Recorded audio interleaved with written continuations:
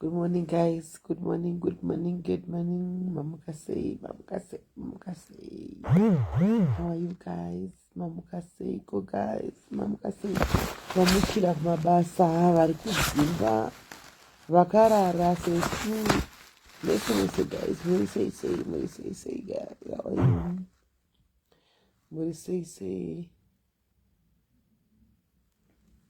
Muri say. Fabi, how are you, Fabi? I'm gonna say this morning. How are you this morning?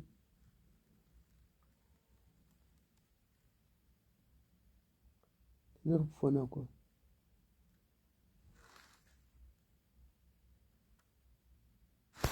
Your phone, America.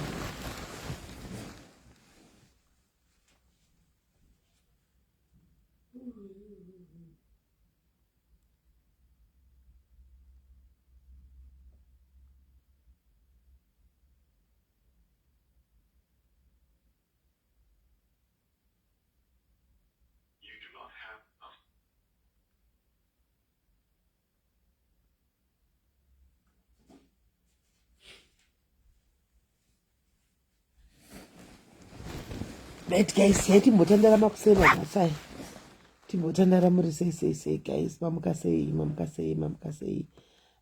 Chibera kungoti ngenyeta towepo Blantina Mwandi uri say. Right, guys, I hope marara zvakanaka muri bo mese kwamuri koko kumatima nenyika pansi SIS MELLY bo zvekuti Edmo bo zvekuti tamuka bo guys ndawane kuvata guys ndine mamwe mapiritsi andakapiwa apa ndakaenda kwadokta Nsara mapiritsi iwayo anovatisa wedbe hanzi mafuta akupisa idai mambozora e45 anokupedza takalameki ndouri kuona kupisa kwangu nemafuta iwe ndoungaziva kupisa kwangu nemafuta iwewe manje ndoungaziva kuti mafuta. Do you know me? Do you know my skin before ndazora? Do you know it? Do you know it? Naitaka before ndazora mafuta angu andozora unoziva neskin yangu zvangakaita? Do you know it?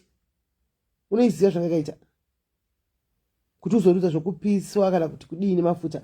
My skin was even actually bad. Ndini nditori munhu ane skin yakatoipa naturally ndakatozara black hakuna black uku ndakatoclear zvese zvanga zviri black saka usanditaurira zvokupiswa because do you know me before ndazora? Iwe yako skin wapedza nayo here wakuda kuongorora zveskin yangu he paona pandapiswa ndepapi iwe pokuti matsva unofunga kuti nimuridzi ndikatsva handizvioni kuti ndatsva handizvioni kuti ndakutsva yakatonaka zvisingatoiti skin iyo katoiona ufunge handichina kana pigmentation yakazara kumeso kwesoko handichisina. What more do I want? Ndakatoita masamba kumeso uku ndisati ndatombozora anything ndaitori nemasamba ndichitotadza kana kubuda panze ndisina kana self confidence dzekubaya kamera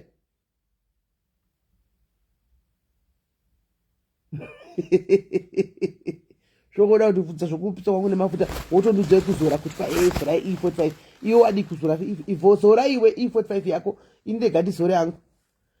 Jo mapira dei vanhu vandichavakandira mapictures vanyatsokuona before kuti ndandakadiwe ndainetseka jo mapira kudii kutenderera kudii kuzora kuenda kumadermatologist kupuwa mafuta ndakaita masamba sha unoziva nonzi masamba ndakaita masamba iwe ino skin yangu yave mukaka iwe unotaura zvivai kutsva unokuziva kutsvaka kuona iwe unokuziva kutsva chako chako munhu akatsva nemafuta ukamona unomuziva iwe udangondikudza forogonyo yako akuseni uchitadza kungoya wongoti nice skin haugoni ungoti nice skin naiwe benzi remunhu adziso rako mukazonganoera moyo ndalameki usakudze mukadzi wako forogonya makuseni akadai ini ndiri mamoyo mukadzi wako nimamoyo dani kudza forogonya kupedzera say guys ayakuseka heni guys kufara kana ini kufara kana sikana hanziko SIS MELLY indakazara masports uyandikupa sports corrector zvako iwe handichina masports ini handichina masports kwai SIS MELLY tionei murume wenyu tisazovata naye masports umu mumastreet ndisingasivi macd mirai nhasi pano pachanakidza mirai macd ari kukumbira kuziva fadza kuti asazorara naye mumastreet asi unofamba chingorara nevanhu vese vese macd kasi unofamba chirara nevanhu vese vese remacd plus 2 anditi murume wangu anandide kuti ndimposte pano because handisandambomuposta pano And I will not start today. Muchamuona kumaraini koko ndokwa muchamuona. I will not start posting my husband today. Murume wangu haiti social media ini. Haiti social media. Akakuvhura account gore 19 chigo chamhembe. Haiti social media izvi. Anoona. Saka iwe ukatanga wanitaridza boyfriend yako unodanana nayo. Iwe ndokutaridza murume wangu wauda kuona uzvo. Ukanitaridza boyfriend yako iyoyo ndozokutaridzawo wangu murume. Nokuti wangu unomudi. Chero ukasangana naye murodhi ukada kurara naye. Rara naye ikoko. Itai yamunoita ikoko. Kuini ndokwana papi? Kuini ndokwana papi kana masangana kurodhuko mukaita yamunoita. Saka unofanira ndikakutaridza kuti uyu murume wangu usho. Handika kana wasangana naye murodhi achida kunyatsa kuvatana newe chako iwe unoramba iwe. Kuti kwa unoza simeli. Hakuna zvinhu zvakadaro. Kuva varume munovatani vakadzi vavo vanenge vari mafriends enyu paya mudi kuramba. Mudi kuramba. Inde kumagrupu kumarodhi kunona mafira kureva kumapicture arikoko a19 chakadaro gocha mhembe ndakatadzwa pane umwe anobhuru wake so pane umwe bhuru wake so akatora picture irorero amene takatomutuka kuti usafoka zvipama kana uchida kuti tikubloke bring these things again from the street will come for you bhuru wavo chaichai anomaona autoraona koko kumafira kureva kuwatora picture kai cha uri kudhuve kuwapo takamushura munozanonzi kumushura akaperegwa tikati autore zvinhu ona ikoko sei ikoko don't ever do this again mapicture iko zvino zvato angasati anyatsa kukura payasara achiri bhodhi diki kuda nebhodhi hombe tikati usafe wakazviita zvakarezvi wona ikoko komenda ikoko sei ikoko usauye nazvo pano saka wada kumuona mukaenda kumafira kureva kwako ari kunze kwakakandwako muchanomuona ikoko anomaona munomuona ikoko mosiya ikoko kana masangana murodhi moita zvemurodhi handika vamwe venyu vakuda kungoita kunge munoda kundirespekta zvekutodaro imi muri kuda kuzotsvaga nyaya dzokuti mumanyanza masititum ndokuzivai zvavo nendichikuonai munokuda kuti kunge munoda kundirespekta tisazorane naye musazorane naye kupi imi memuchoda kutorara naye hani memuchifungati mukwachisa ini kwai ndinoda kurara naye kwachisa ini handimbofinda kwachaka zimira ndikudzei just because ini nditori mumba imi ndimungwachisana kunzoko ina ndisindaura indiwo chamusana ndonzi ndaura ndabatigwa v11 rekuti ndaura ndo pandinozoti ndawacha besides zvokuti kwai murume kuhura mustreet umu tingazvipedza naimi zvemahure mustreet umu zvevarume vari kufamba vachitawo maproblems vachikurira mabhurugu avo vachihura naimi tingazvipedza kana ndimiwo ndiudzeiwo naimi asikana taurai chokwadi vakadzisai chaiwo taurai chokwadi apa naimi ndingazvipedze ndingazvivhare zvekuti kwai handifambi nechinhu chake ini handifambi nechinhu chake anongoita zvaanenge achida vanenge vachizviwachisa ufunge manjenjenje ndonyaya dzanziya tite nyaya kuti kuita wani ndonyaya dzacho wani i300 sport corrector shamisa ndonyaya dzacho imi zvakaoma hanzi uda kutengerwa benzi adawo kutengerwa mota murege atengerwe ndiye wadi vasikana gai azvitengerwewo benzi rake ndiye adi imi murume uyu asi mwana mai vako munhu anchikudai chinhu chake kudai ingosiya zvindi vai mwana kana adzokawo nechinhu chicho chezilonge chinhu chisina kupera chiripo acho zvozvo ungazive HCDQ long time kuwanga waripiko varume avanonetsa sikana hana mugoni isi cheduka isi kutongoti kana mukabata varume mukawa majusi evarume achibuda postai guys tibatsirei kuvaka dzimba dzedu please help us fix our marriages kana mukangoona chete murume wangu achihura postai inini I'm giving you the green light postai ndizvo vatidze chihure varege kufamba chihura mustreet guys hamuzvioni vakadze vanhu kuti varume vedu vakabatwa ngavapostwe ndozvo vapfidze chihure apostwe maiwe hanzi simeli ndiudzirewo tinashama pasabve kuinbox kwangu atotanga here murume mwari anganditongeri chivi chekuti kwa murume aura zviti hazviti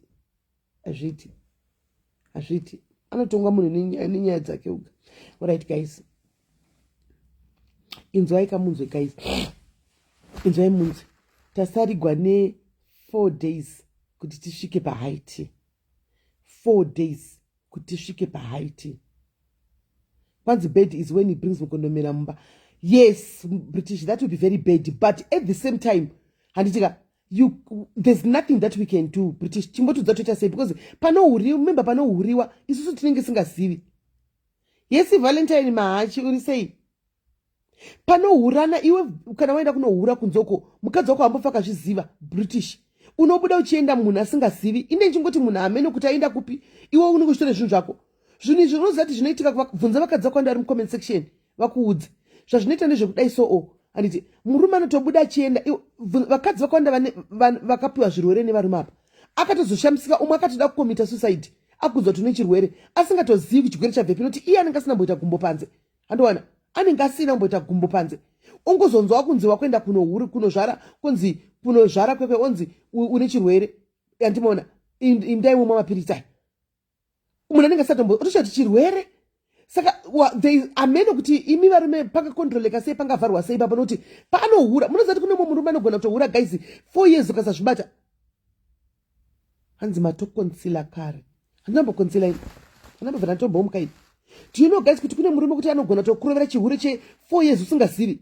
usina kuzvibata chindudzai kuti pa4 years apa kana achingohura kumba kwanenge zvese zviri correct kumba achiuya chikafu achitenga responsibility yake achiita zvese achiita asi ane munhu ari kuhura naye kunzoko iwe ukasazviziva unozvizisa checho chigwere wodii naye British chimbotibatsira wozodii hanzi chero isingazomiri mumba manje ndine mumwe munhu ka yesitendai ndine mumwe akanifonera nezuro ka murume akabva gadzigwa negirlfriend yakamugadzira mumba umu mune 8 months murume haichashandi mumba ndofunga murume wanzi wacho hachisina kana interest achashowikana zvotaudza kuti iye anosvika mumba akatoguta kudhara handiwana anopinda mumba akaguta anenge abva kwanenge akubva anotouya kana makuseni akaguta mumba umu murume agadzigwa 6-7 months 8 months mumba haichashandi handimaona mumba haichashandi saka urikuona kuti we are fighting betuka yandisingazivi kuti inowinika sei truly speaking pakuzorwa apa ndopakaipa mainatali but ungapaita sei uri iwewe ungapaita sei guys ngatimbotsaurai ungapadii kuti woti ndakuavoida kuzorwa apa usi kuziva chinhu kuti munhu ari kujola kunzoko wodi kana uchitoziva kuti munhu ari kujola zviri nani handika unoramba uvhara makumbo ako guys unoramba ini ndakakudzai guys panyaya yaveronica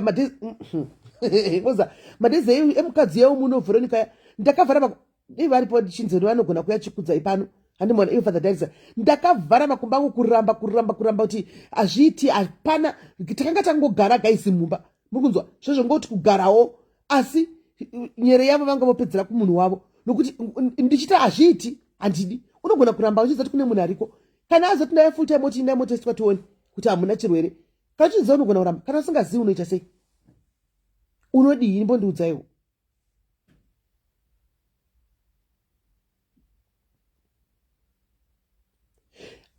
unoziva zvinoita vanhu vanonzi ana giribeta pa 5 years 3 years achikuira kumba normal time achikusendera location ivanenge ari panguva iyoyo achikuitira zvese asi munhu akanayo unoziva kuti it takes only 5 minutes kura it only takes hanzi udzai nemurume monibata kuseri muchemberesoko mundibate kuseri hanimaona mumbuziva kuti it takes 5 minutes chete kuti chikuhura kana 3 minutes nekutotora chirwere mochiziva 3 minutes kurara nemunhu nekutotora chirwere ipapo nekuti unochispreadawo mochiziva yesi Esther kanzi wishing you all ndiri right ini Esther Esther handisi kugwara ndiri right ini medication nekundibatsira ndakapiwa kwadoctor ishi musiya ndakaenda kwadoctor ndakanopiwa medication ishi nomedication ndakanopiwa kwadoctor saka ichi ndo chinovatisa ichi ichi ndo zvinovatisa izvi asi bho haandatove bho kana dzunguri yakana ndifana todisati yakana kuzombodza dzunguri yari handina kuzombokarandanizwa animaona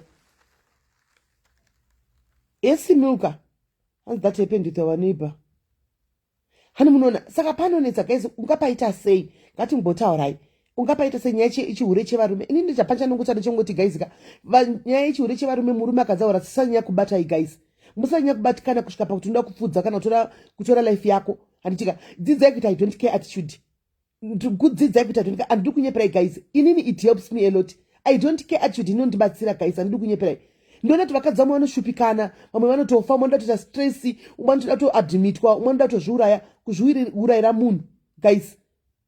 Kuti ibvapo unenge usingadi kubva. Kana wadzidza kuti handisi kuda kubva guys, chita mwewe wedombo.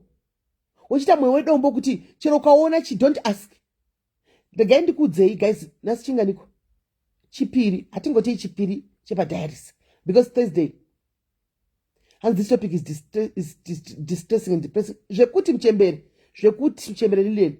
Mirai ndikuudzei guys kuti I've been married for 22 years. December, ndenge nchipinda 23. December 23. Murukunzwa. Let me tell you how I survived. I want to tell you my own story. Antika kwete dzaumwe munhu. My own story and my own journey. I want to inspire umwe munhu ari mumba. Patiri 1000 right now. Oh, happy birthday Mimi. Happy birthday my sister. Vene ndipindire comment ya Mimi. Iripo comment ya Mimi. Happy birthday Mimi. Happy birthday. Pay oh Mimi my love guys. Mimi chadiwana she. Mina ndikuudzei guys. Inini how I survived zvakadashika. Probably zvichagona kubatsira umwe munhu. Zvinogona kusakubatsira. Ndoda kukuudzai hanzi jira renyu rikuti yamasiso. China ripi futi rewa iwai tinai mina ndidai. Zvaitaka. Right.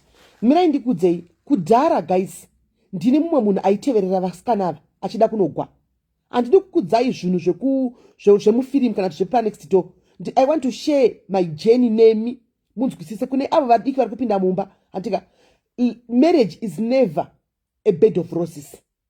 Marriage is never that smooth.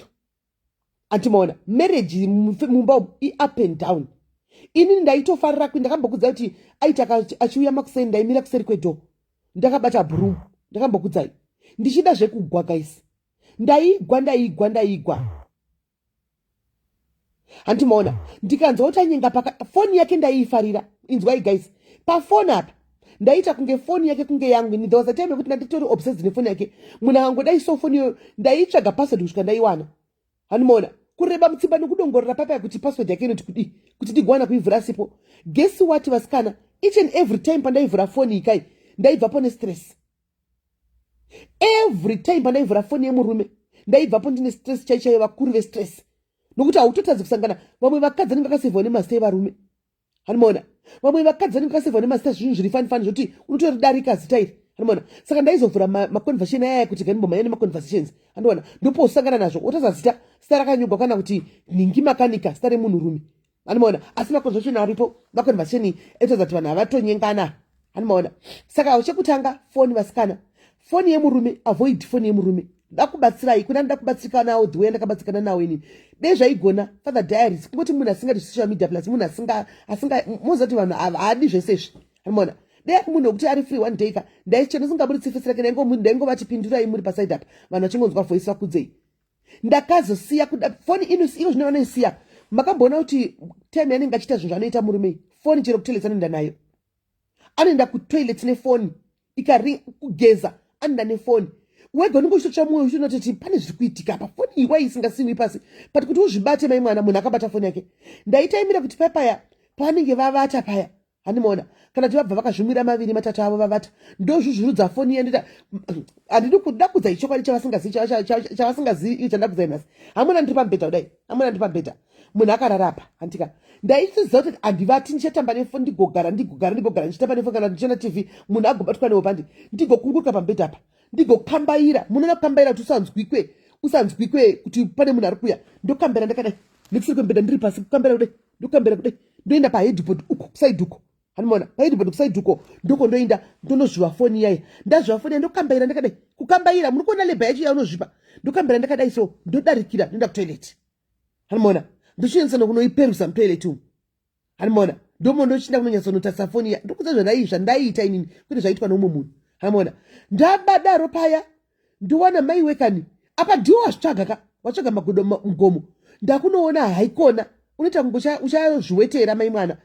Ndichidzokako ndodzoka ndokambaira kudai handi zvandaiita manje ndaiti ndikaona kana kuti zvirimo ndotransfer ndichisenda kufoni kwangu ndichisendera kufoni kwangu handi. But the truth of the matter is chero ukadii asi watobatikana forogonya yatokwira wakwira forogonya pana kuti ndichada kuvata nezomukamba kuseni ndomubvunza hadzivatiki guys ndida kukudza icho kwandasingavati ndichingodzosera foni kusaiduko ndakutomumutsa munhu muka titaure paita nyaya pano muka titaure ningi ndiani hati havabvumi vanava ningi ndiani ningi ndiani ndoziva otanga kuramba ndine proof ndobva ndabudisa izvi zvine zvipi zvindakubudisa mufoni mangu manje saka wavhura foni yangu munhu uda tanga kuvharavhara nyaya animaona but watoona iye achadzokera unovata oridza ngonono ndozvaishota animaona otanga kutodza ngonono dzaka akavata iwewe usiku hwese manje hauchisina peace of mind ndoda kudza ichokwadi guys handisina peace of mind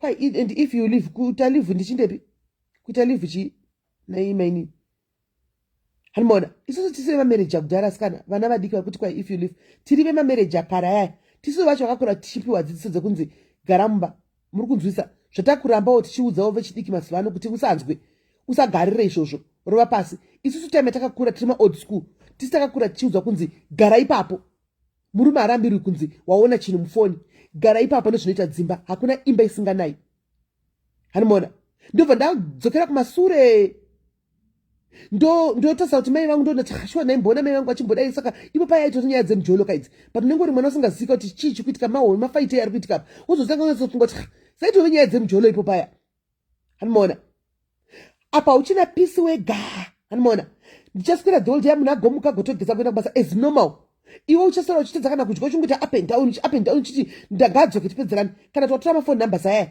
ndakomikita nevanhu vaya mufoni iwe hello do you know me do you know ningi please leave my husband alone me that was me leave my husband alone I'm the wife anondida uri hure uri kushandiswa kunze kokoko unofanira anofakasiya mukadzi wake nekuti akasiya inini nekuda kwako iwe unopenga wakambose ndini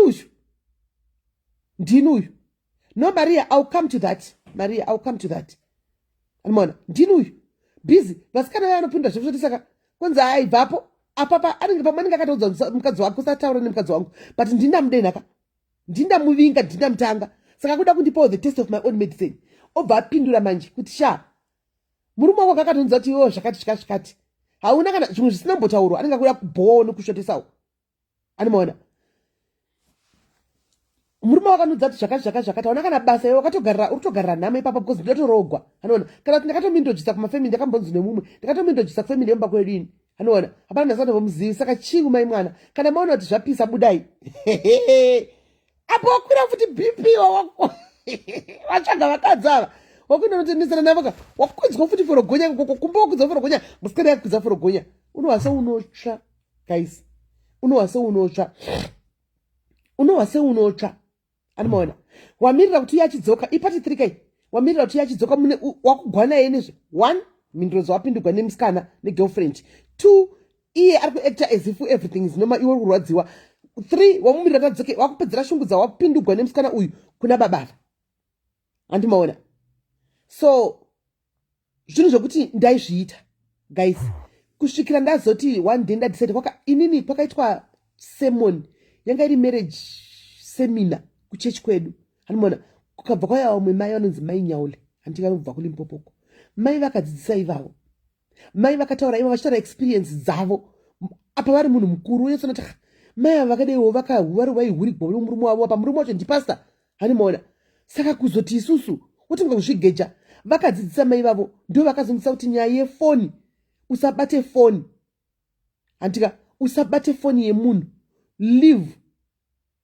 hanzi nini pafiya nachi here 28 years ndakachiora handibudi pafiya ndobuda ndichindepi ndikachiora ende zvesho aiwondisi tichabuda tichindepi imwe naye vachiora handimaona saka vakati foni yemurume vakadziti kusvipa bp vakadzidzisa zvokuti ndakasvika pakuti mwari ndibatsire kubva nhasi handidi kubata foni yemunhu ushu handibati munoziva kuti paunenge wati pepe handichadi kubata foni wazviudza kuti wazviticha kuti I will never go ndichinobata foni yemunhu ndichivhura ndichidai handimaona foni yakanga yakusiyiwa pachenapo foni yayo yekuti chero chisiyiwa pachenapo uchisina interest yekuibata one chekutanga ndakazvidzisa kuti handidi kunotsvagana namakudo mugomo ndinozviwana handika saka vari mumarriage dzavo vari mumarriage dzavo vanoti tinochengedza marriage dzedu kana uriwo unodaro handika dzidza kuti kana murume akagara asina kuti musina kupanana mutemo mumba menyu kuti foni yako ifoni yangu phone yangu ifoni yako musingabatani mafoni uchirega uda kutanga iko zvino kuti utsvage mafoni yemurume kuti unovhura mufoni yemurume anditi nokuti uchawana zvinhu zvakawanda anomaona mufoni zvichakwidza for kugonya zvikakudisturba peace yako. Guys, your peace is very important. Peace yako, you come first before munurume. Ndakudza ichokwadi guys pamberi paMwari. You come first before your husband. Iwe kumberi murume kumasure. Be selfish. Consider your happiness first. Because chinoitika nchoti varume avakunze kuva vanenge vachifara guys. Iwe chikwakwira BP. So inini papa I told myself kuti I come first. No matter what, I come first. Ndini ndiri kumberi. Iye kumasure. Ndini ndiri kufront. I consider my happiness and my peace guys. Ndosaka ndakazviudza kuti ini chero ndikaona girlfriend ndikanziva pati wa girlfriend ndikazviziva kuti pane girlfriend tinomusara guys. Andichina time yekuti kwai ndosora nchina noti kwai na iwe murume kana kuti kana tsvara kana kuti kudi. Amene ikoko ini ndoita zvandoita yangu kuti ndisingazvioni. Guys, trust me, do this. Muchaona kuti varume vanoshungurudzika. Varume ava vanoshungurudzika. Atinoziva kuti uri kuziva. Iwe zi zvako haubvunzi. Hautauri nezvazvo. Unoramba uchita uri kuita. Anomaona. Ini nditotaura ndiseka ndoti ha. Ndotoseka zvangu kuti wedwe zvinhu zvamunoita imozari muchakohwa zvamunodzvara imi. Zvamunodzvara muchakohwa imi. Idi one day ndotodarika ndotoenda. Wotototi munhu ari kutambudzika ega kuti zvinhu zvataugwa apa munhu asari chari kuzara kuti aiso uchiziva wakanyarara. Musaenda kuenda kunotsvaga andika makudo mugomo kana kutevererana nemagirlfriends evarume ava muchienda kunogwa navo. Don't do that guys.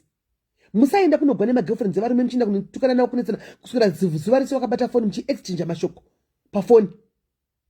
Zvino it disturbs your peace iwewe. Murume uya pachadzika kumbati vana kopachadzika kumba panoti ufare nevana watove mune different mood wakungoita rafu kumunhu wese.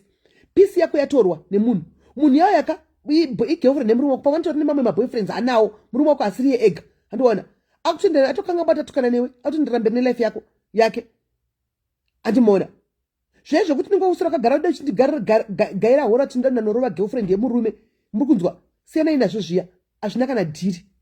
Zvinhu izvi regaiva zvinopera zvega guys.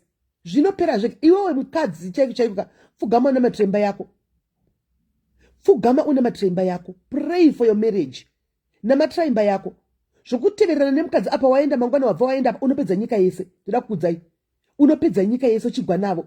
Uchazonosangana neginda goria rekuti rinonokurova manje uri mukadzi womumba. Kuumburudziwa uri mukadzi womumba. Hanimona zvikatozokunyadzisa wese. Sienai nefoni isiri dzenyu. Lia, trust me varume vanorangwa naMwari. Ndoda kutokudza. Trust me varume ava vanorangwa naMwari kwete newe. Mwari anovaranga. Paunozombona murume achita kunge zvinhu zvake varandikudzei. Pamunozoona varume achita kunge sometimes zvinhu zvavo zvisiko vafambira mushe. Anomaona kunge akuita jealous nemukadzi because mukadzi akubudirira. Mukadzi akuita kunge ari kubudirira murume akuita kunge kajealous kunge kachi zvake zvabhaja. Mapunishment anobva kuna Mwari aya mamwe achona. Mapunishment but just that isu singazivi. Unongochunga kuti hapamwe ila mamwe manitori mapunishment. Anomaona. Kana wada imba namatira imba yako. Anomaona. Ini nangu mazana ndinona matira angu kuti Mwari ndiwanise mari. Ini nangu mazana ndichana matira imba. Ndinona matira kuti Mwari ndiri kuda mari. Mwari Jehovah Mwari ndimudenda kadanga papiko. Ndozvandiri kunamatira mazana. Nokuti I've learned to be selfish when it comes to marriage. I have learned to be selfish. I have learned to put myself first. Hanimona. I've learned kuti ndikada kuita chi panguva yoyo ndotoita. Zvezvo kuti ndinotokwaniswa ndotokwa ndotanga ndazoti come on guys. Ini nangu I've learned kuti ndichatokumira kumberi. Hanimona. Ndotomira kumberi toita zvandotofunga ndoda kuita panguva iyoyo. Andika I live my life to the fullest. Because iye panenge ari kunzoko anenge acharara my life yake to the fullest. Anditi iwe uri mumba. Wakaiswa ningikiri wakaiswa tracker uri mumba. Uchinzi haubudi. Haudai. Antimaona. Ukada kuvubuda uri papi. Uri kuitei. Senda location. Makamona kuti varume iva havadi kuurigwa. Isusu tisi ma old generation isusu. Takakura chiudzwa kunzi murume harambi kuchiura. But we are not telling our children that these days. Atiudzi vana vedu kudara ndikurudziri mwana wangu kuti gara paunenge uchiurigwa every day. Hanimaona. Kana zvakaguma zvakatoguma neniwo right. Kumwana wangu she must be able to make her own decision and choice. Anokudzira mwana wangu zvokuita kuti gara ipapo pauri kuurigwa ndozvinoita imba. Ngaite decision yake. ngaiti decision kana atoti ndoda kutosiya right now she has my support kana ati ndoda kugara ipapo she still has my support and the floor is hers but ndinotomuonesa kuti mwanangu jira ndirako tofuga nekwarira antika ina ndisizokupadzise kuti gara ipapo nokuti ndozvita dzimba all in the name of I want nyika izvione kuti mwanangu ari pamurume akarogwa asi iwo chishushikana mumba put yourself first.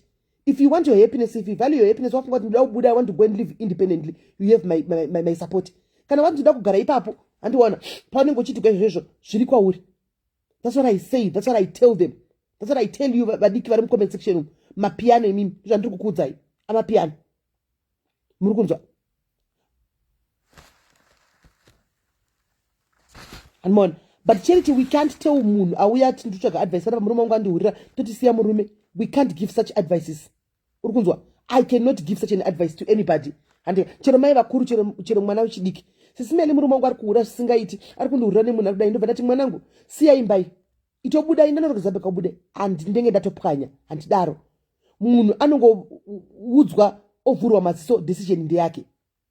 The decision ndeyake. 1.3 people we are here. How many vari pano right now? Let's be honest guys to each other. Makambona kuti kana mchida kuti munyadzise Satan. Satan andotara mumzaditi. Satan woma streetum. Kana mchida kunyadzisa Satan woma streetum. Taurai nyaya dzenyu mega. Taurai nyaya dzenyu mega. Musamirire kunzeeta zibata taurai nyaya dzenyu mega. Let's share our stories. Share your own story. Ndaitaura ndega isisina value. Hanimona. I have ownership of my own story. Yangu inini nyaya ndine ownership yayo. Hanimona. Taura wega. Nyaya kusamirire kuti vana bombo clad kana kuti vana Satan vati yeta bata kwavari nenge Christians juice rako taura wega. Hanimona. Hanzi na Immaculate ini ndakasiya nekuda kwokuti ndaifa nenzara. Ndaitumira chikafu kubva kumusha. Ndaitumirwa chikafu kubva kumusha na mai vangu. You see now that one now it's another but still ukaya kuna simeli ndingatokuti let's try to speak to your husband. Ngataure nemusikana nemurume wako tionesane. Handikuudzi kuti buda mumba yoyo izvozvi. Handika because pamwe nenguva kwandiri murume wako unomuda uri kuzvakapi kuti uturire mutoro wako ndokupa such advice yoyo wodzokera kumurume wako kuti sisimeli ndo vakanditi buda mumba. Ndatove munhu akatoipa meso emurume wako. Ndatove munhu akatoipa meso emurume wako. Decision ndewako.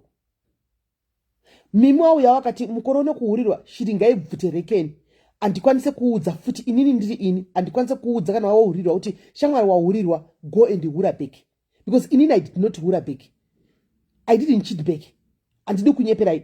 I did not cheat back. Ndosaka mchinda chinzi I'm labeled a hurire mastitutum. Andimoziya kuti ndiri hurire makoko mastitutum.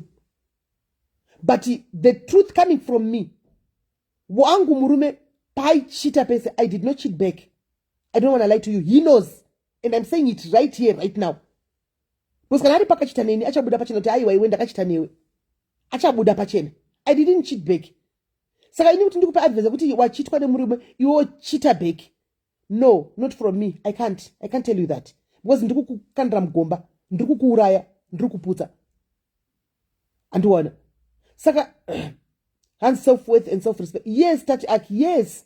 Self-worth and respect yako. Chanongokudza nchekuti nini guys, dzidzai kuva selfish.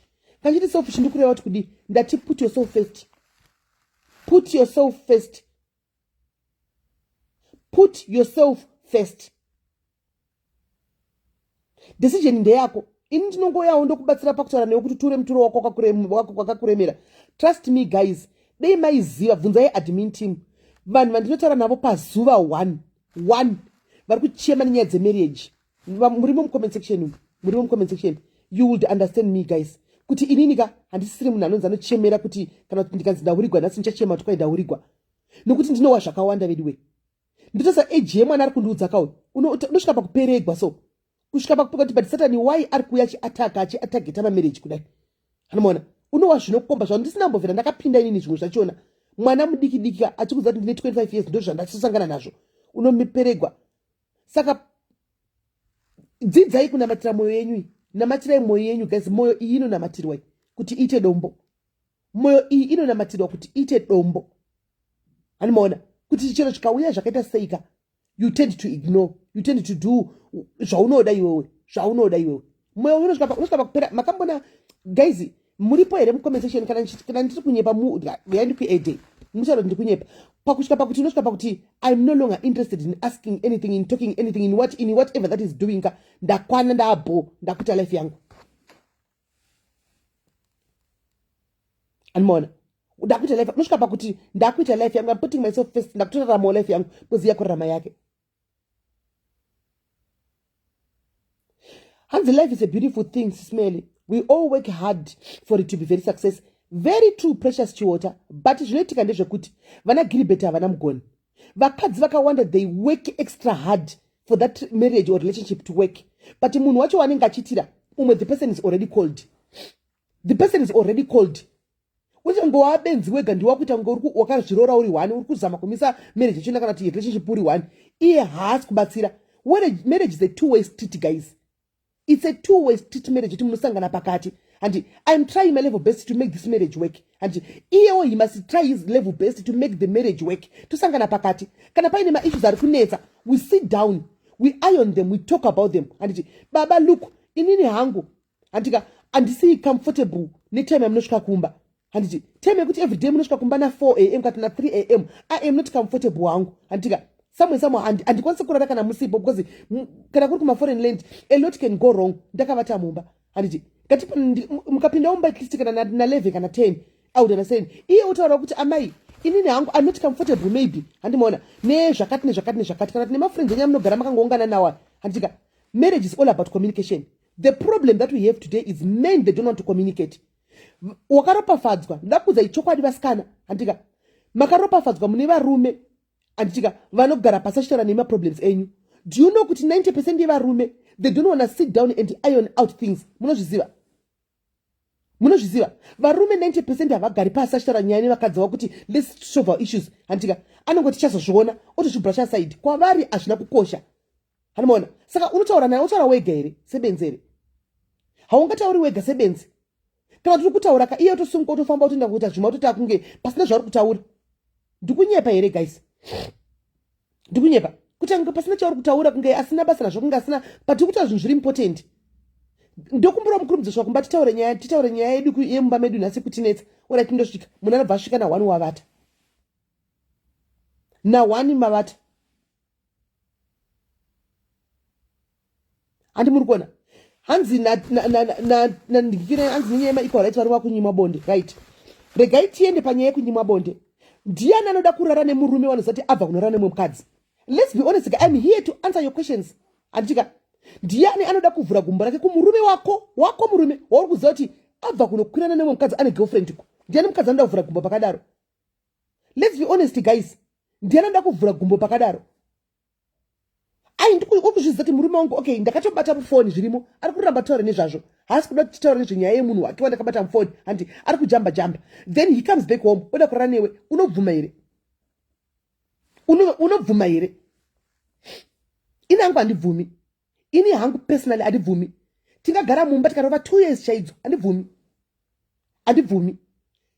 Ndikupe makumbo iwe ndopanoya zvigwereka ndichiziva kuti unaye munhu uri kuramba uri kundirambira proof ndinayo ndakabata handika ndikuti let's talk about it uri kuramba tita nezvazvo then you come uti uya uvhure gumbo ndivate. Hakuna zvakadaro hakuna. Saka sometimes vakadzi pavanoramba nebonde mudzimba hanimona it's because tikada kutsvaga root the cause root yatoti vakadzi varambeka varume vavari kuura anenge achitoziva kuti munhu wangu kuti pane munhu aripo pane girlfriend iripo handidi chero feeling haiuyi feeling yacho kuti kwanzi kudai so truly speaking haiuyi saka ndozvona zviri nani ndivhare makumbo angu ndichigarire womusiya achita zvaanoita handiona wongomusiya achita zvaanoita. Saka I know kuti I'm helping a lot of people nekutaura zvandiri kutaura izvi ani kutosemesa katomutarisa kudai soka ukamutarisa kudai unototanga kutoimagina kuti ari kutopinda munomu saka anga achitokwirana achito you know those imagination. I'm saying the honest truth here. Imagination musoro mutanga kutomuona achitoita zvamunoita neumwe munhuko woti kwai uya ndivati newe pakadaro hazviiti. Twisirai nzara inenge chinamboita kuti mukadzi akunyime chii ndo pane comment pane nyaya yangu chaita kuti mukadzi akunyime chii hanzi mudzimba makaremerwa clear haiwa hanzi mukaramba anonopiwa kunze shumbres ngachinga anopiwa kunze ikoko pane kuti ndivhure makumbo ini ndisati kune girlfriend haungati uri who are you kuti wabva kuvatana uyu woda kuuya kwandiri just because you think you own me wakanditenga ipapo guys andikukurudziri zvakadaro ndopano chigwere hatidi kunyeperana kune ava vari kuti isusu marriage takatosiya andika takuita zveusingu. Good for you guys, good for you ava vakabuda zvemarriage vakuti takuita vemasingu right now andika good for you. Animaona mwari wakuitai zvakanaka but muchega futi kunyengwa because tikakuonai muchinyengwa muri kunyengerwa chii kana musingadi kuroorwa futi. Why are you having a boyfriend if you don't want to get married again? So guys tisanyeperani varume avaka we cannot live without them at the same time we can't live with them. Ndochokwadi animaona we cannot live without them at the same time we can't live with them. Animaona exactly murume anochita kuita magirlfriends 37 mukadzi ukangobatwa ka1 mabhegi kutopekesa kumabhegi kurodi kunyadziswa semkwa. Animaona if you are single enjoy your singleness but hakuna munhu guys anopinda marriage akaplana kuti ndoda kuzopinda marriage ndigozosiya marriage. Ndo chinhu chekutanga anopinda mumarriage achiti ndapinda marriage ndoda kuti ndikagaragara 5 years ndobuda. Hakuna munhu wese achipinda mumarriage anopinda mumarriage aine tarisiro yekuti ndichagara pano, ndichachemberera pano, tichavigana nemurume uyu, ndichaita chidhara ndichaita chimbuya agoita chidhara, tigochengetana tiri pamusha pedu tiri vaviri. Ndo tarisiro yemunhu wese paunopinda marriage. But zvinoitika marriage umu vanhu vanochinja. People changes guys, vanhu vanochinja. Murume anotanga kuti after a certain time antika akukutadza matukala dzangu asingasivi, akukuta atofinwa newe, adhakwa newe, akuda zvinyuwani. Hanimoza kuti varume havachemberi, hanimoza kuti vakadzi tinochembera, varume havachemberi. Murume ane 70 years anogona norora mukadzi kane 25 years. Ani munozviziva. Saka nyaya dzakadai soidzi kai problems nyaya dzakadai hadzifi dzakapera. Hadzina mugoni.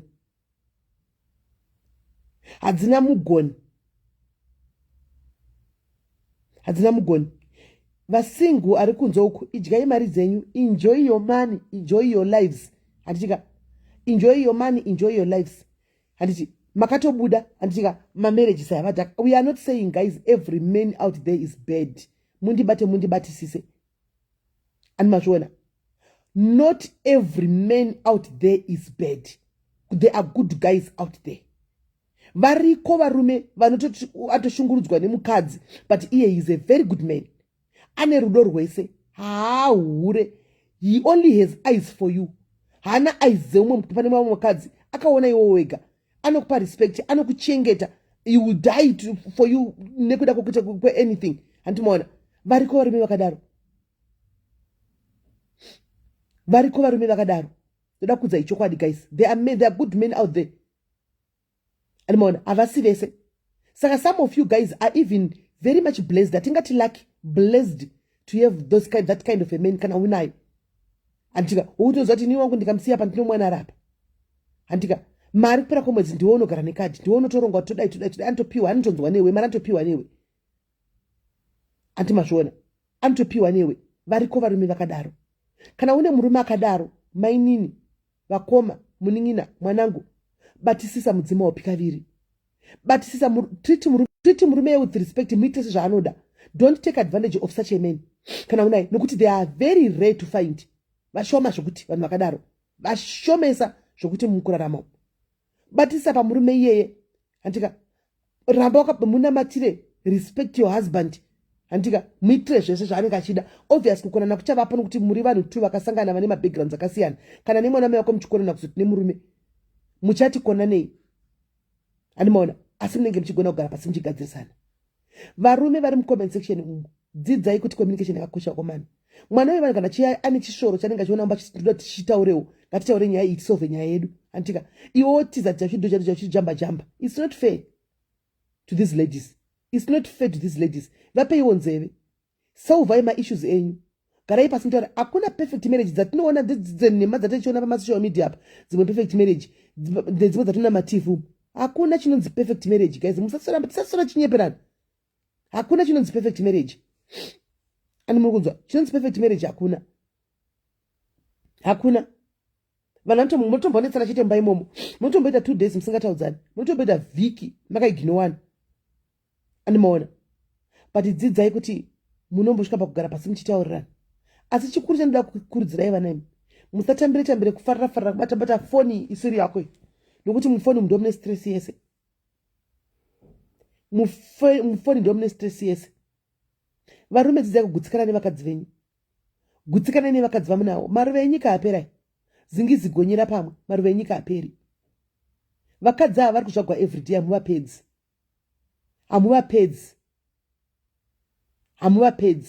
Vakadzi vari kuzvarwa. Saka dzidzai kuita zingizigonyera pamwe. Kana nemukadzi wako maproblems anotorimo, muchatonetsana, but muchadzidza kumagadzirisa maproblems enyu. Zvokuti kwai wabva nhasi, wabva wainda apa, wanoda uchisiya mukadzi arimo mumba, andiona azvishande zviya. Medzisiro kungovigirana chigwere mosodzana, ndochokwadi chinenge chiripo. Hanzo kati let's communicate konzi handifariri kutaura. Exactly. Konzi ina ndezvokutaura ini. Hanzi kwai senge makapule epatitoka. Anomaona. Saka panonetsa. Achanoda kukudzani chekuti hakuna marriage iri perfect. Musanyepera tinozviona pamafirimu zviya chete perfect marriage zviya nepamafoni apa, pamasocial media. In real life takuinda pareality chaipo chaipo ka. Guys, tisanyeperani. Satan akauya kuzotageta marriages. Ari kutageta marriages. Satan.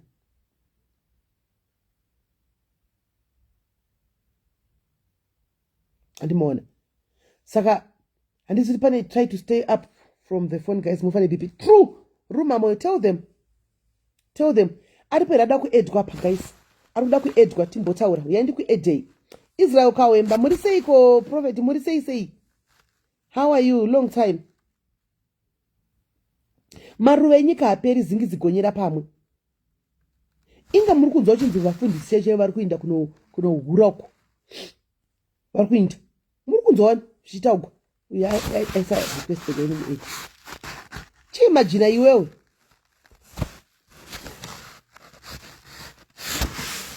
Imagine you yourself.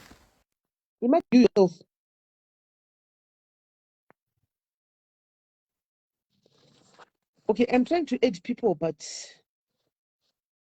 okay, let me see. Let's open it to Kino support. Right. I'm gonna add you, Miss Antopinza van 44. Ndiri kuedha munhurume apa akapinda pandoedha mukadzi. Let's open it. Right. Budai nefesi munhu wamwari. Fesi ngaibude. Tiri pa serious conversation. Muri SIS MELLY. Tiri right, muri sei? Ndiri right ini. Long time, Maroa.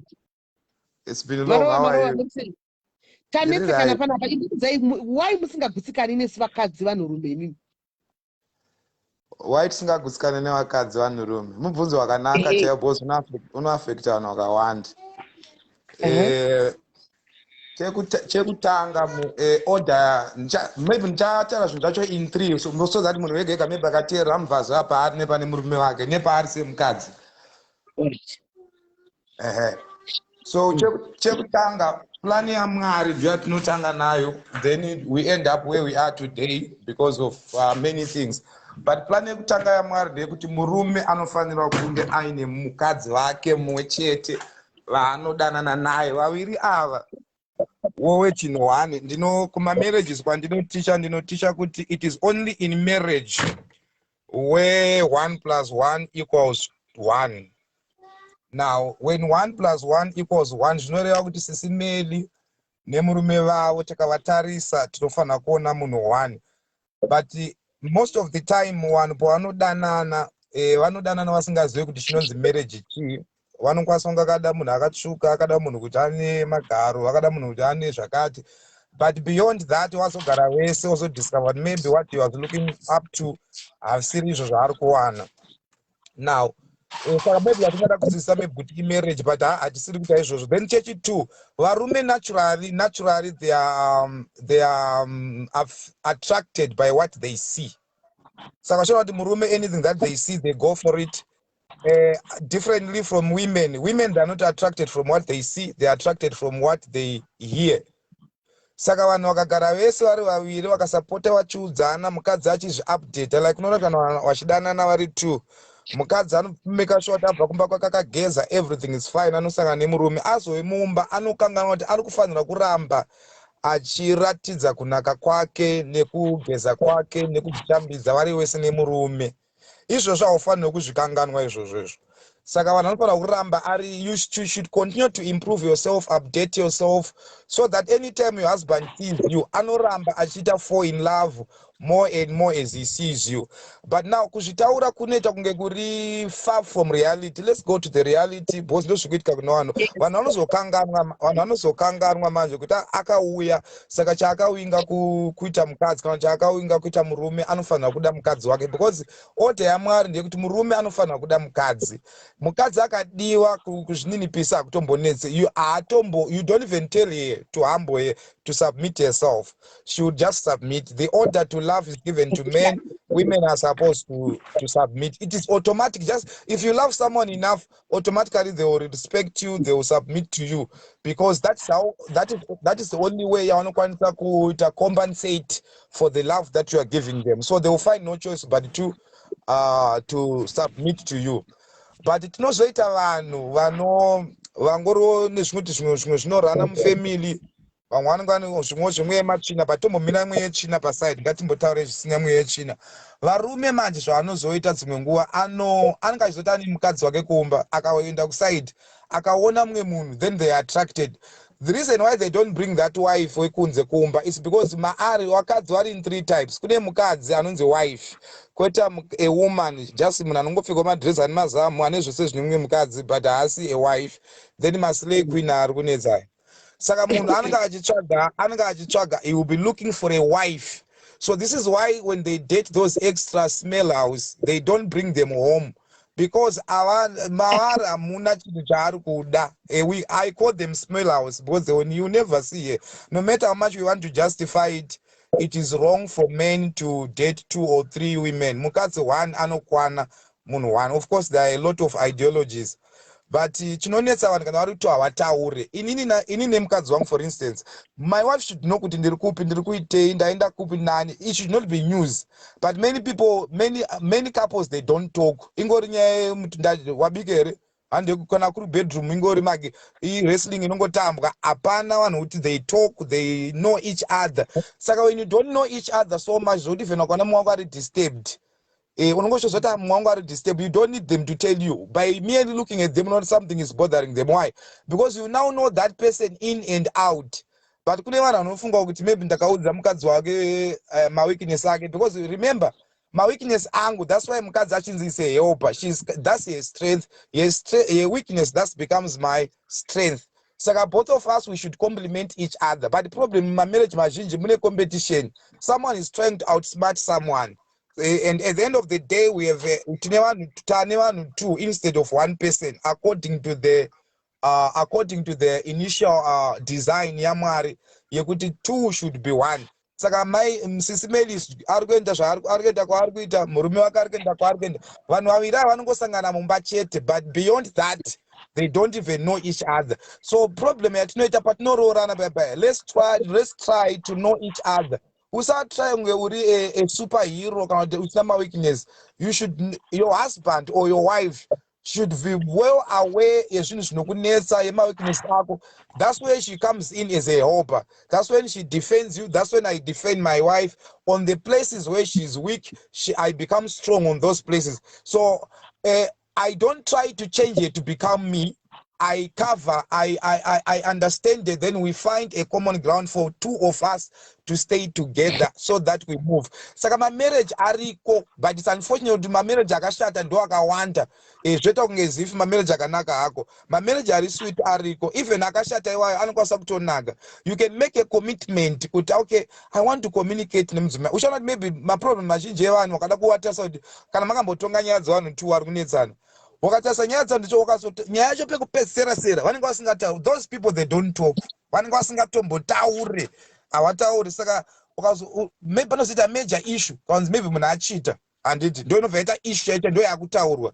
But pane zvinhu zvaita lead into all that. Uchiona kuti maybe munhu havataure kumba, they don't know each other. Murume anongonotsvaga mari odzoka opa mukadzi mari, mukadzi atomboziva kuti murume wacho anotsvaga mari sei, murume haziva kuti mukadzi wake anotsvaga mari sei. These people are foreigners to each other. So at the end of the day, what comes out of it is disaster. Right. Mukutaura zvakanaka mutadzi Israel. Mirai ndimbopa mukoma wangu pakona pavambobvunza kana kuti vataure zvavataura tionesane you guys we are allowed to debate. Zvisiri kukuitira debate. You are allowed. This is a very interesting topic, and at the same time, it's going to help other people that are in marriages and it as well. Taura inywa muri sei? Yes, it's mad. Did I sound? Mushe muri sei? Right. Melissa Chibomira, ndikuda koma pako paside pako. All right. All right. Yes, it's Melly. Muri sei? Did right, mamuka sei? Chamuka heyo kairi mudariro. Mungati kudi kuvana vari mumarriage. Anonyatsoteerera zvekutaurwa naBudha vaka. It makes sense. Ndo point yandinayo yokuti zviri kukuvadza mumarriages, most of the people they don't have communication in the house. Hakuna a perfect person. Everyone is wrong. Pane paunotombotadza, but people should learn to communicate. Kwete kuti kana ndichinge ndatsamwira murume wangu inini ka akapinda no manheru no kubvunza kuti mamuripi because I'm angry, but I'm not highlighting what is making me angry.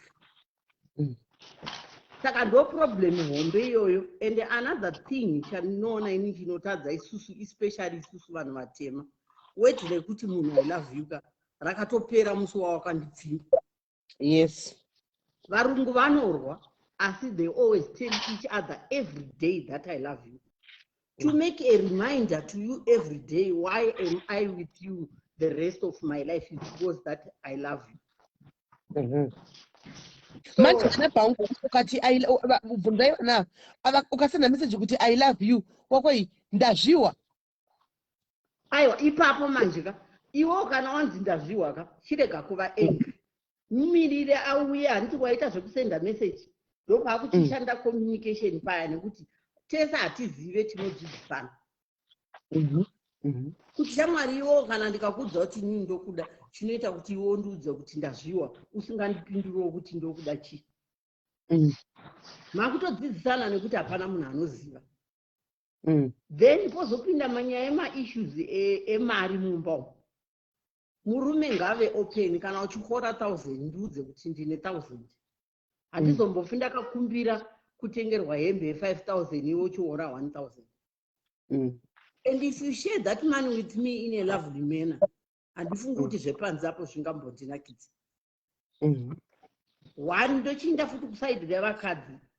Vakadzi, we should learn to respect our men nekuti murume akagara akanzi ndiye head of the house. Murume ngaabikirwe, murume ngaapuwe mvura yekugeza. Murume ngaarege kudzwa kunzi sadza renyu ndasiya mumicrowave. Ndozvakuita vana vemazuva ano. Sadza renyu riri mumicrowave kana muchida kudya endai munodzisa. The other thing, we should not put more love to the kids tichikanganwa kuti futi muna baba. Nenyaya yamutaurwa naBudha yamataura imisisi Mary yemafoni. Foni handi ukatsvaga gudo mugomo unoriwana. Pamafoni apa ndo panobuda mastress akawanda zvekuti usabate foni yemunhu. Iwo just maintain your relationship nemurume wako, uchengetedze unhu hwako hwokuti iwo uri mai vakaroorwa mumba imomo. Zvekuti baba vakabuda panze apo vanorohwa nehana nekuti vanoziva zvinoitika kumba kwavo. Kune vamwe varume vanototya kuenda kumba nekuti vamwe vakadzi kungopinda padhoo apo watogamwa nemashoko. Saka munhu anoprefer kumboenda kubhawa kana kumboenda kunotsvaka small house. But kana pasina issue iripo kumba mashoko anenge achibvepi. Nokuti ngatitarisei both sides. Hapana mukadzi anongopenga kuti murume achipinda mumba mukadzi obva atanga kutopopota. Panenge paine issue iripo yekuti murume uyu ari kuavoida, haasi kuda kuti ataure naye nemukadzi, communication yamabhotaura yaya. Saka mukadzi manje, vakadzi vakasiyana nevarume, anomaona ari kuramba achibhotla, she's trying kutaura nemurume kuti communicate, and hausi kuda unongonzvenga. Ndosaya pavanozoti kana wapinda mumba ongotanga nekupopota, because they're not giving you ears as well kuti unzoti chii chiri kuda kubhotaura nezvacho. Ipapo ndo pandachitaura paya kuti communication ndo painoshanda ipapo. nekuti hapana munhu anongotanga kupengera munhu kana kuti murume ngotanga kupengera mukadzi pasina zviripo, but ngapave necommunication, vanhu vogara pasi vogadzirisana. Ndizvozvo. Ndaba nguva yebasa. Thank you, sister. Thank you very much. Thank you very much, Melissa. Okay. Okay, hello, SIS MELLY, maitabasa. Aiwa ndiright zvangu.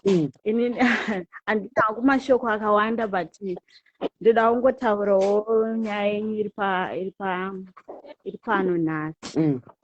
Okay, titanga kwandirione kuona hangu kwandinoita. I think now communication yatingoramba tichisimbirira iyoyi. Then kuzvininipisa iwe semudzimai. That is the number 2.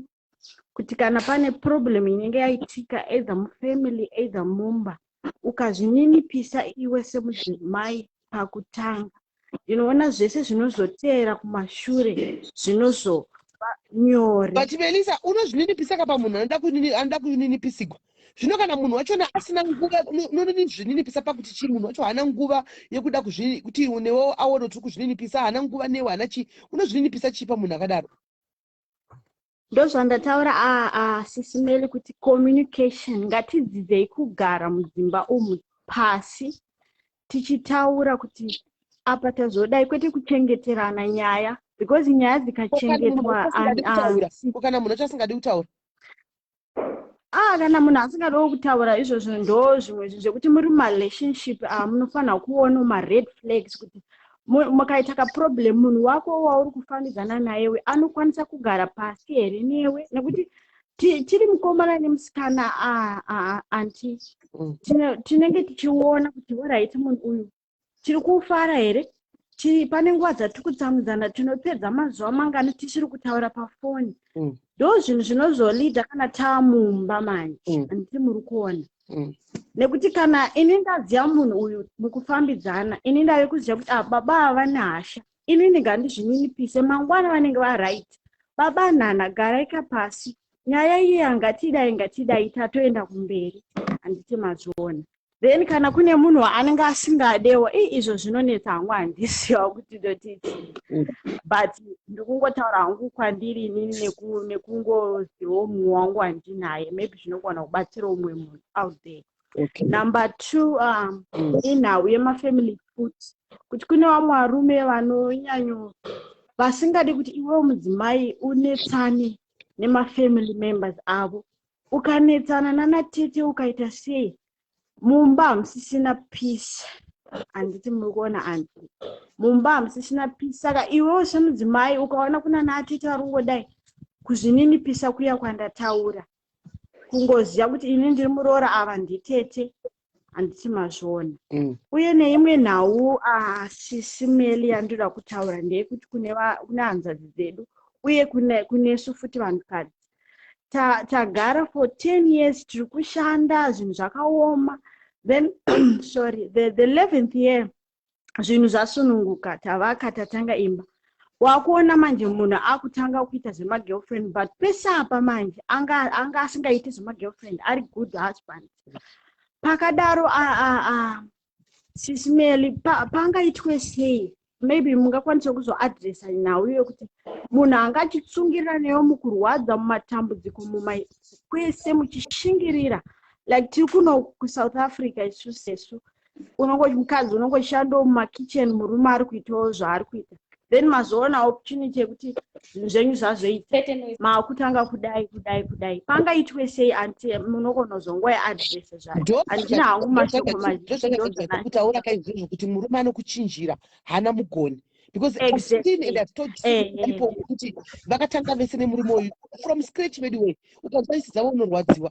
Asi zvinhu zvanaka munhu yave somewhere paave, iwe mukadzi usina basa manje, akunotsvaga vari nani vekuti adle navo mari yamakashanda nese yamakatanga kuti kuite statement. Exactly. Iwe hauchaonekwa sechinhu manje. Handiti mazviona. Haiwa maita basa handina kutsvaga wari. Ngatimbonzwa kuna Kudzi uyu. Alright, Kudzi. Alright, papa. Hello, SIS MELLY. Zviri sei? Hapana pamuri sei? Zviripo. Taura. Thank you dear, nemashows akho aya anotibata-bata isi vamwe anotidzidzisa. Ndandikangotaura panyaya bhudhi vambotaura vataura zvakanaka ndazvifarira kuti metsi yavo inoti 1+1=1 kana iri marriage. I don't think kuti iyoyo ichiri kushanda these days. Iri kuita 1+1=5 kuti =11 these days. Nekuti varume ava vari kusvota sisimeli varume hamusi kuvaziva. Ndongoti muri kuvaziva nekuti tine maissues akatifanane nekuti muri mukadziwo. Varume vari kusvota. Nyaya yataurwa yekunzi I love you. I think I love you these days is inyaya yekuti munhu akakuti I love you. It depends nekuti naye ari kuzvinzwa here mumwoyo make kuti iye andiudza kuti I love you back. Ndosaka vachizoti tanzi ndazviwa. Wazviwa, why iwe uri kufilawo sei kana wazviwa? Ndakuudza kuti I love you. Iwe uri kuzvinzwa here kuti uri kundida. Ndo pari kuzoleka futi communication iyaya mambotaura iyaya kuti iri kuzolekera futi ipapapo. Kuti iye hakwanisi kuti shamwari kadhati thing kayakataimbovana kukaya tichamboonana inakwere kana kuti handisisina. Ndozivawo kuti pandiri kuleka ndepapi, pandiri kukanganisa ndepapi. Haiya havatauri varume ava ukati I love you unogona kutonzi ndiri busy. Nayo nyaya yemuSouth Africa yemabasa munhu anonzwa ndiri busy tichataura later hamutauri. Uchangochaisa newoenda kumba iye woenda kumba yangu good night tatorara. Hapana communication yenhau yekutsvaka mari. Ndozvikuwa kama nekushayiwa kwecommunication nekushayika kwokuti hatiwane time tose, hatikwanisi kuva tose even neweekend ivo vanenge vachishanda. And ivo varume vedu ivava vanenge vasingaito zvesocial media sezvamuri kuita kuti kune mashows akadai havadzidzi, havazvizivi kuti kuri kuitisika sei. Havadzidzi because vanenge havadi idzodzidzi nyaya, havadi vanga dzebhora. Vanoita busy kuteera mapeji ana bhevhi, mapeji evanhu vanenge vakashama ndo vanenge vari busy kuteera. Aya havadi aya aiwa asi masisimeli anodzidzisa kudai havadi. And havambozvizivi kuti zvizviri kuitika kuti uchazombotiza zvefacebook zvemaurezvi ndozvavanongoita zvega kuti tive nenguva yekuti titaure tese tiri mumba. Izvi zvikafona kunonzi ndiri busy tichataura palanchi yacho hamutauri. Masvika kumba iye aneta ndakumhanyisana nevana kuti ndigeze mwana ndibike ndidii handikwanisiwo neniwo kutaura because at some point I've discovered kuti vakadzi vari kuitwa vana masuperheroes chaive kuti iye ndiye ega anofanira kutozvipira kutoti iwo ndo uchatoita zveginya mumarriage. So isusu sevarume vasingatipowo izvozvo kuti naivo vafire kuti ndiri kuti mukadzi wangu tichisvika kumba iwe suka ini dai ndichigezisa vana kuti nesuwo tigozotoona 6:30 7:30 tagara pasi taakutaurawo kwakuri sei kubasa nhasi kwadai shamwari zvazodai zvese izvo zvazvisi kuitika kuti tarasika papi kana kuti yanguva yatiri handichanzwisisi kuti zvizviri kuitika. Right. Kudzima shoko makukuti awataura. Thank you. Rega tinzwe vanhu. Okay, Sis Melly. Thank you. Bless you, my sister. Right. Rega tiende pane umwe. Ndiani umwe watinaya? Pearl ndiwapesera pindaka. Hello. Yes, Sis Melly, murise. Matanzo tarasarangira. Maisha meni murise.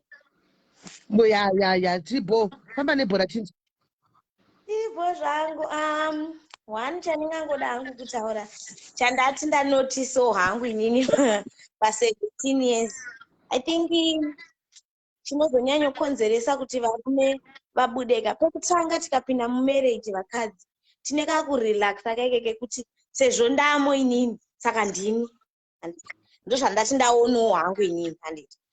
And then chinozonyanya kuita kuti vahure inini ndakanotisa mashamwari kuvarume pepe pavanoenda kubhawa pepe pavanoonana nevamwe vavo akaona kuti mwangu uyu ane uyu iye anotozoona kutoti atomuwo mazviri. Ndozvandakanotisa kuti mashamwari anokonzesa kuti ivo vapinde mazviri. Mashamwari Sisi Melly ndakaona kunge mashamwari zvinoenderana neshamwari yacho yaanayo ndakaona kunge mashamwari ari kukonzeresa ushamwari hwavo ivo varume vari vega pachavo. Ndakaona kunge itori nekutotonge ndati inenge itori like competition kuti niniwo ndofanira kutonge nditoriwo mazviri.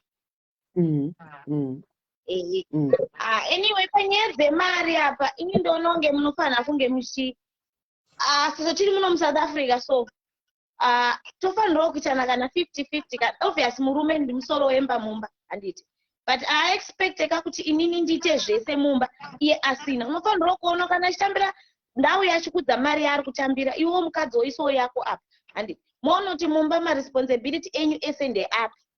Obviously anofanira kutobvisa mari murume yakati wandei kudarika iwewo mukadzi. Ukazoona asisabvisewo, there's something. Ndononge communication mumba ndo chikuru. Ini nangu handiteerere kuti baba vari kuita nezvei kana kuti vaita nezvei, kana anondifonera pafoni yangu achindudza kuti ndaona murume wenyu achiita zvakadai, nei nazvo. Handitodi futi kutozvinzwa ende handinei nazvo. As long inini pamangu baba vachiita zvese zvandiri kuda zvese, yeah, I'm happy with that. Unless ndavabata zvangu, ndavabata rend haided, yeah. Handisikana ndisino hangu aiwa zvekunzoka nei nazvo. Handitori nei nazvo. Right. Thank you very much, my sister. Thank you. All right, maita basi. All right, thank you. SIS MELLY, muri sei? Zviri sei? Ndiri boy. Ina hangu ndangoshiyawo 2 cents dzangu. I think panyaya yemarriage ndetaura hangu ndakarerekera nowadays takupindira marriage pressure. Like ndikaita friend yaroorwa nje, ini I'll be forced kuti because ndingaroorwa ndada kutopindawo marriage, handisati ndadzidza umwe wangu. I think kutanga madzidzana zvafanira kuti pane mumwe mukomana asingakurukisi like muchidanana, hautozivi kuti iye haatozivi kuti musoro wako unoita mari. Don't expect kuti maroorana achaburitsa mari yekukurukisa. That will never happen. Kana kuti munhu iye anopota kuti wazvinotenga hembe washandisire mari yakaunda kudai, so usambofunga kuti kana wapinda mumba zvichachinja, zvinongoramba zvakadaro because anenge angori mared flags. Kana muchidanana ukaona uchiona magirlfriends 5-6, the same will happen maamumba, hazvimbochinje. Like murume havanzi mugoni wepwere ndoyasinayo, murume haada mugoni, they are the same, but kungonzwisisana kwenyu chete.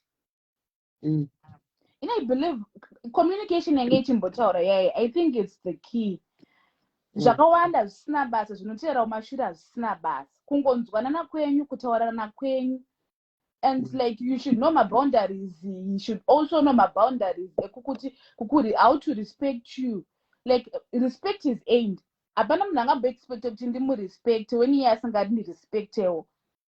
Munhu anozokambana 12, munhu anozokambana 12 haakurespect, that's not showing respect.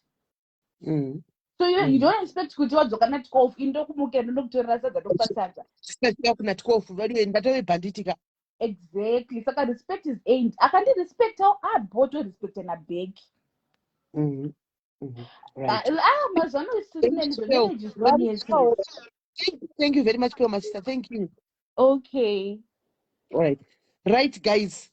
Ndoda kutora right iko zvinezvika manzwa taura tikaudzwa zvakasiyana nemwe wangu achiuya makollers esashara zvinhu zvine sense. Ndoda kutora vari kuti inini right now mumarriage mangu muri kutopisa, mune zviri kuitika, handizivi kuti ndoita sei. Handika baba vari kudai arikuda kutsvaga zano kune vamwe apa. Handika I'm just going to take only 3 ndobva darika because ndoda kubuda. Handika maybe munhu akuuya kuzonditora manje munhu andiri kufunga kuti ndifambe ndine nekwatoda kuenda. Handimaona. Saka I'm going to take only 3 people nongokuedha mese apa muri 3. Handi vari kuti isusu right now ndinoda kubvunzawo vedu vekumba kwangu kune situation yakadai. You don't even have to bring your face. Unogona ngopinda obvisa kamera yako murima. Handika mumba mangu mune situation yakadai. Baba havasi kuburitsa mari kuzvakamira zvakadai. Baba vekwangu ndikuti ndikazama kuti nditaure navo havasi kuda. Baba vekwangu vakatonyenga izvozvo, girlfriend iri kudai. Ndo vanhu tiri kuda, vari kuda kutura, vakaremerwa. Vari kuda kutura kana kubvunza mubvunzo 3 chete. 3 ndo vanhu tiri kuda. Right, hands Edna Becky. Okay, I'm going to add you, Becky.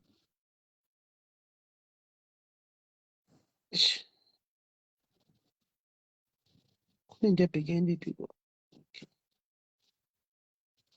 Right, I'm going to add you. Ndova ndiri kuda chete. Antika vari kutoti zvinozoda culture SIS MELLY. Right, Becky, how are you? Ndiri boss SIS MELLY, muri sei? Ndiri right. Muri kupisa here? What's going on in your marriage, in your relationship?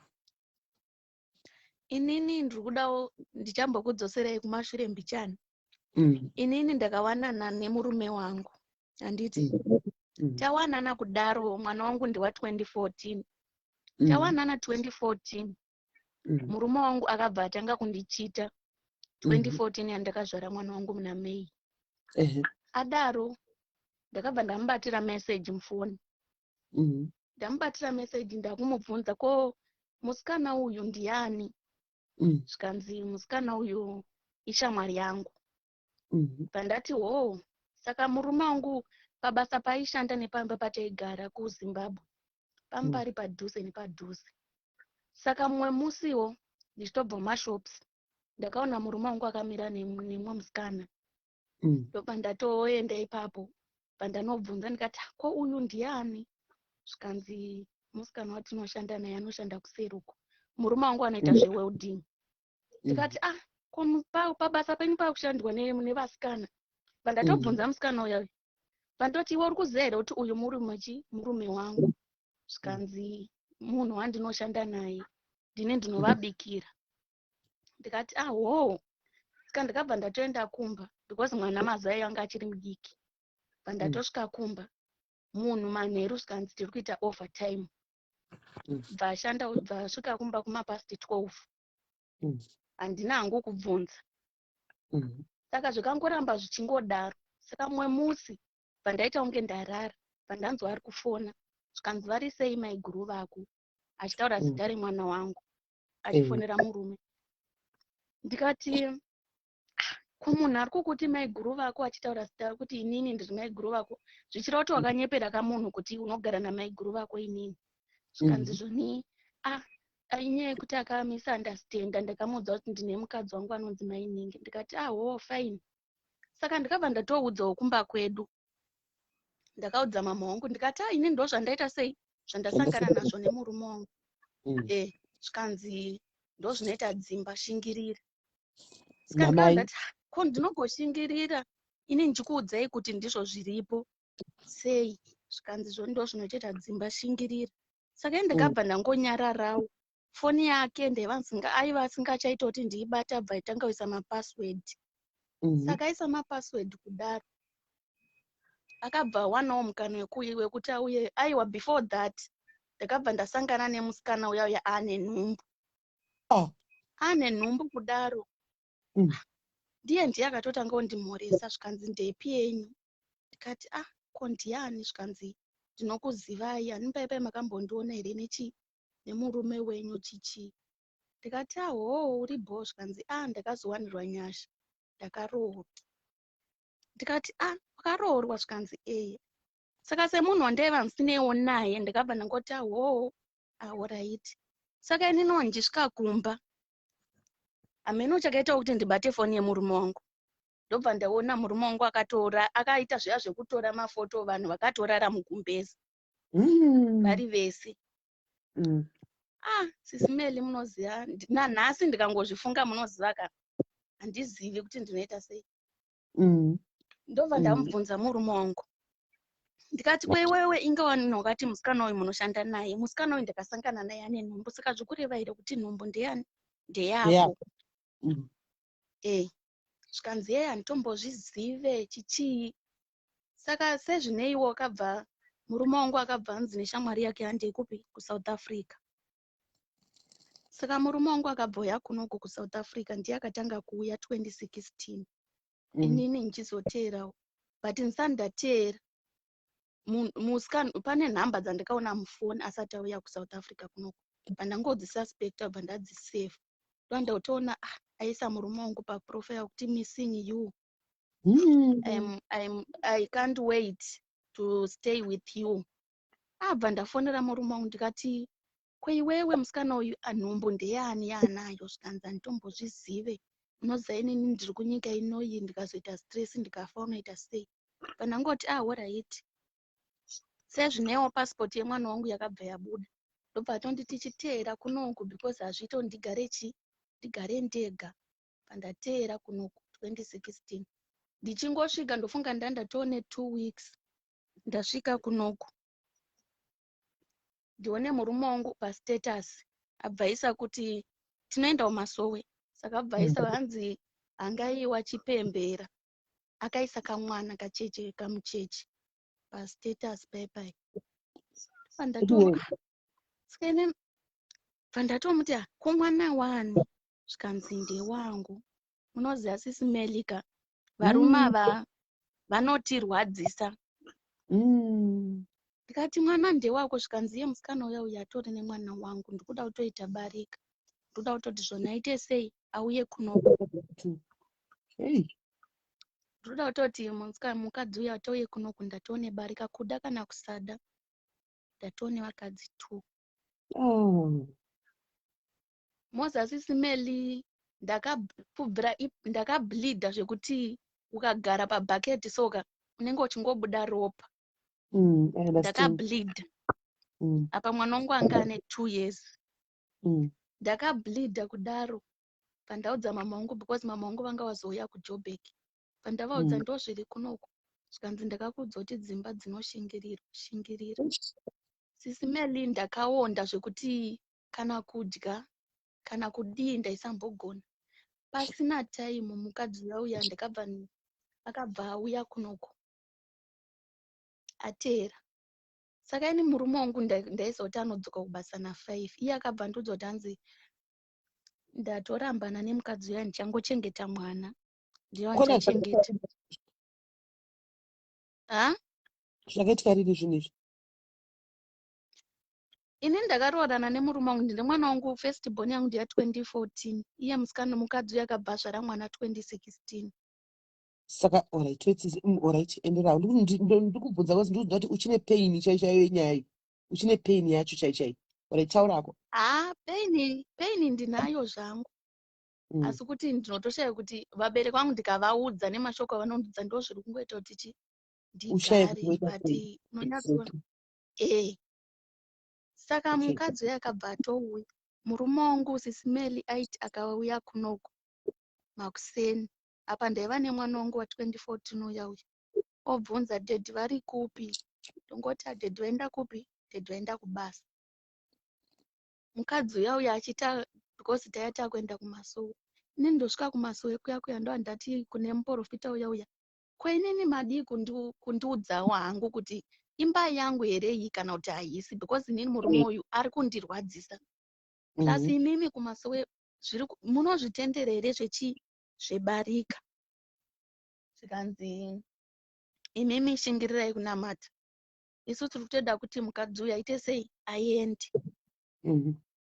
Vandangoti alright. Saka vamwe vakadzi vaitovapo paMasuwo ipapo vaingonditi imimi namatai, kana iri imba yenyu inenge iri imba yenyu, but kana isiri haisi. Mukadzi uya takagara 2016 akauya 2017 achingobhidhaira kudaro mwana wake. Murume wangu aiti akabva kumba. Mamuchigara paimba 1? Aiwa, inini ndairojerwa kwangu, iye achirojerwa kwake. Murume aingogona kuti kana kuti saka inini yakazosvika nguva yekuti ndakazoramba kurara naye. Zvikanzi zvoni saka iwe wauchandidere. Ndikati aiwa, inini ndiri kutya chirwere, because inini unogona kundipa chirwere. Saka 2017 itori Christmas ya 2017 akabva andimanikidza kuita sei kurara neni. Inini handina kuziva kuti ndatobata nhumbu yematwins ipapo. Saka akabva atanga kutoningirikina ipapo kutoenda kunogara kumukadzi uya. Saka anga kuzoti akauya nepay onditi handiri kuziva kuti ndine dzimba 2. Saka iwewe imwe ndakuendesa kupi? Ndakuendesa uku. Saka ndikabva ndazowana basa pane rimwe restaurant. Kuti ndizozviziva kuti ndane nhumbu, ndakangotanga zviya zvekungoti ndichishanda, bva ndatanga kunzwa kuneta kupera simba. Saka murungu wandaitoshandira bva atobvunza zvikanzi are you okay? Ndikati aina handisi kunzwisisa zvandiri kunzwa. Zvikanzi alright, handeu clinic. Pandakatosvika kuclinic ndopa wakatondodzwa kuti une nhumbu, but dumbu rako harisi kuratidza kuti mwana 1 nematwins. Saka ndichizovaudza pandakaenda kuclinic mupfapfa wanditi tichienda kuscan tione kuti chokwadi here. Pandakasvika kuscan ndo zvanzi zvoni nematwins, mukomana nemusikana. Ndandadzoka kumba ndobva ndaudza murume wangu. Zvikanzi zvoni ndandichizviziva kuti zvoni une nhumbu. Ndakatozviziva kudhara kuti une nhumbu. Saka kubvira pese pandakazviziva kuti ndine nhumbu ndaenda kungodhischargewa ndikaenda kuWorcester ndikaenda kuTiger Bag nenhumbu because ndaibatwa BP. ndaingogara neBP ndikambonwa mapiritsi ekuti ndibvise nhumbu. Chiri inini handingazogona kuchengeta vana vese vari 3 ndinozoita sei? Saka ndakazozvara vana vangu muna August 2018. Vanga vasina kusvika. Vanga vasara ne2 months kuti vaite sei vasvike, but ndakabva ndazovazvara zvangu. Asi mukadzi anga achingori kunoko. Vana vangu vazone Anyway, kwado nani? I don't know Becky. Name anyway. I think you need to Becky Zoka. Zoka Becky Zoka. Zoka tuone nyaya inorwadza yasikana pamwana mudiki. Mwana mudiki se vanhu vakaremerwa sikana. Vanhu vakaremerwa. Aiwa handisi kusamfonera because ndikuita edga. Ndikuedha vanhu saka iye ndakasasenda request back ndomuedha back.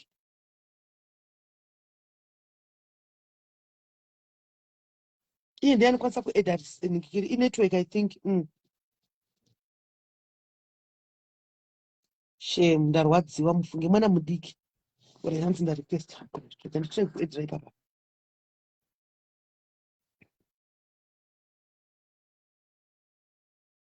Right. Yaita. ndadzoka SIS MELLY. Ndakuona wadzoka. Saka zvadaro mukadzi uya akazongopeka mabhegi ake ndobva aenda kuZimbabwe 2019.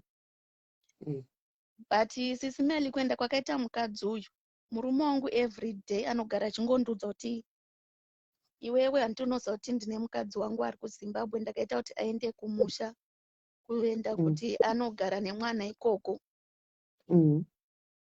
But kubvira zvakaenda mukadzi iyeye SIS MELLY kuti nditi mumba mangu murume wangu ndinomuda semudiro wandaimboita kudhara ndinganyepi. Iyewo dzimwe nguva anogona kushanda Saturday. Kumubvunza mangwana muri kuenda kubasa here? Zvinonzi handizive, but mangwana makuseni unoona munhu amuka kuzvigadzirira akuenda kubasa. Inini ndikati ndawana basa. Nemukadzi uyu achataudzani here? Vanotaudzana, but ndakazonzwawo nemakuhwa kune mumwe mukadzi ari kuZimbabwe achitanzi mukadzi uyu akatozonosvika kuZimbabwe akanomboriswa mwana wechi2. Saka ave nemumwe mwana? Ane mumwe mwana, but murume wangu inini ari kuti hanzi zvoni ndiri kungomuda for the sake of mwana wekutanga. Saka ari kutodanana naye? Vanotodanana pamafoni. Ukatomuti zvoni kana kuti foni muchitaura, anogona kutopindura message utomuona kana 12 o'clock 1 o'clock atoripa online. Shame. So Becky, iwewe pache zvako, how do you feel? Uri kunzwa sei? Inini kutaura chokwadi hangu ka rudo chairwo ruya runonzi rudo nemurume wangu handina. Apo wagarira kuti vabereki vari kuti gara nezvinoita dzimba? Because handitori 3 ndega. Pane inini chinozoita kuti ndisaiende kuna vabereki vangu. First born yemba medu inini yakarambwa ine vana 4. Vana vacho 4 ava mubereki inini vabereki vangu vakatoti hatikwanise kuti vana vako tigare navo because inonzi chi? Because isusuwo takatokuchengeta pedu pakakwana. Saka sisi wangu inini vakatozoendesa vana vavo kumaruzevha kunoshanda adzvanzi yangu, ndo yakutogara navo ivo vari kunoko kuSouth vari kushanda. Saka apa wakogarira kuti vana ndingagodi? Ndozvandagarira because ndinonyatsoona kuti ndikadzokera futi kumba kwedu vanotongondibata same thing yavakaita sisi vangu.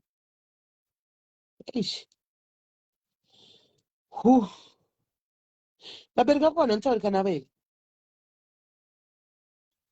Vanhu vanotaurika navo, but unonyatsoona kuti deep vanogona kutaura zviya zvepamusoro kungoti kana kuti zvoni but wazonyatsogara paground unonyatsoona kuti hapana kwazvinomboenda.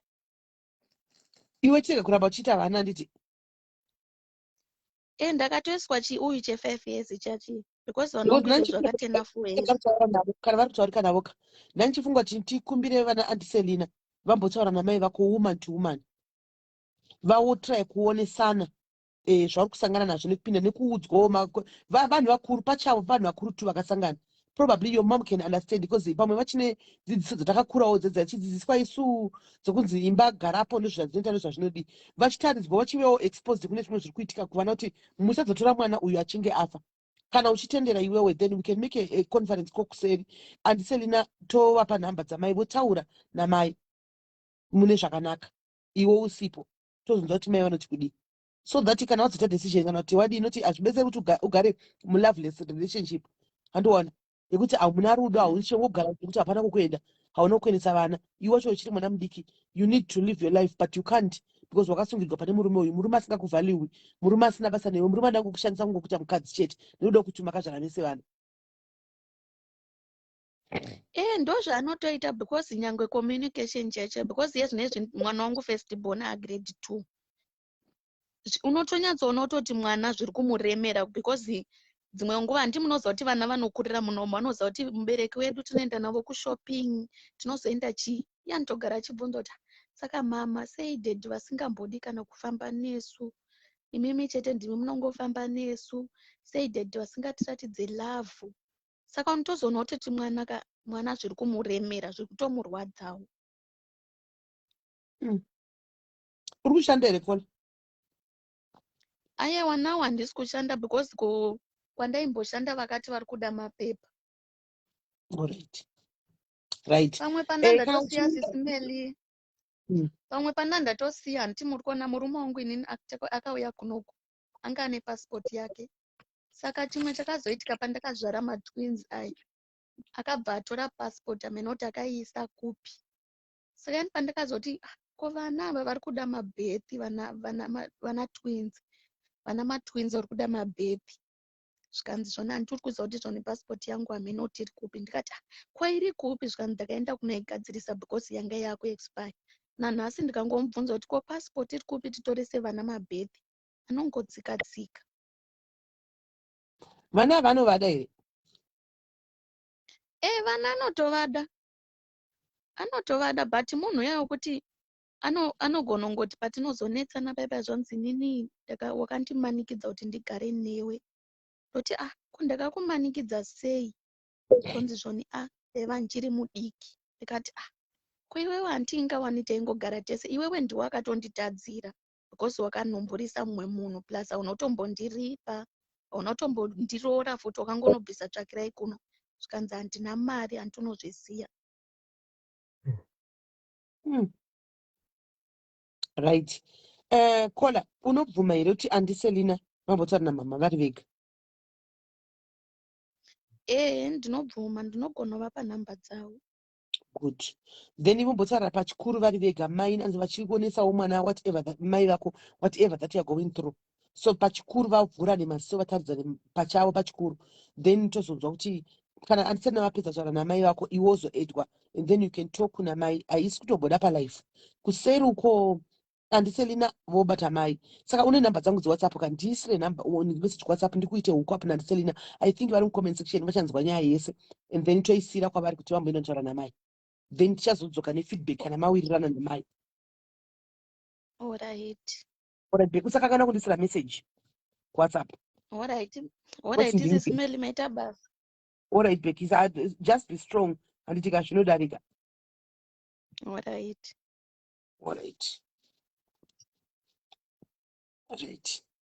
Zvakaoma zvashonzwa tsitsi. Right. Zvakaoma sikana. Hey, nyaya dzakadai idzi. Dzondidisturba manje. Dzinondidisturba spirit yangu zvekutodaro mwana uyu mwana mudiki she doesn't deserve to go through what she's going through. Mwana mudiki chechei. Mwana mudiki. Kucape Town vakatobva kudhara.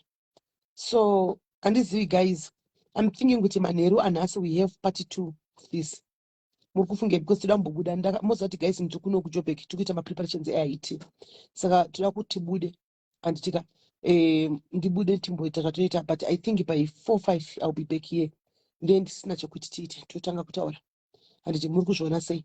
I think we need to have a very lengthy chat nevanhu vari kuda kubudisa zviri pamwoyo pavo vaburitse ndozvinoita Mwari, ndo maplans aMwari. Indandava ndichiti totaura hedu nyaya dzimwewo. Hamwana, but look kwazvaenda up zvave. Hanzi my plan and my ways are not your ways. Handiti mwana kazhinji ndo zvazvinoita pamalive angu ini. Ndinouya ndichiti ndakalonga live yakadai so inopidiguka kudai. Takutoita follow the spirit.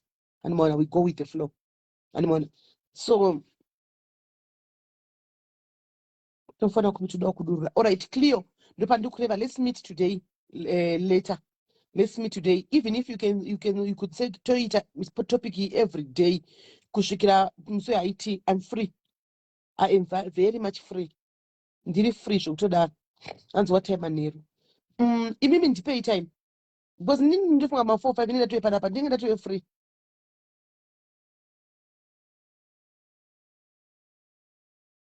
Naye unopenga here uya ari kuti kwaisipeli menge bada zvokuzhaba. Ndati kudii panapa. Handina kutaura kuti ndichapa Andiseli nyaya iyi kuti vaiendle. Zvandiri kutaura panapa kuti tisangane kuseri ndo Andiseli ndovatuma voenda kutaura namai vacho. Saka SIS MELLY vari kupinda baba. Vari kupinda papi?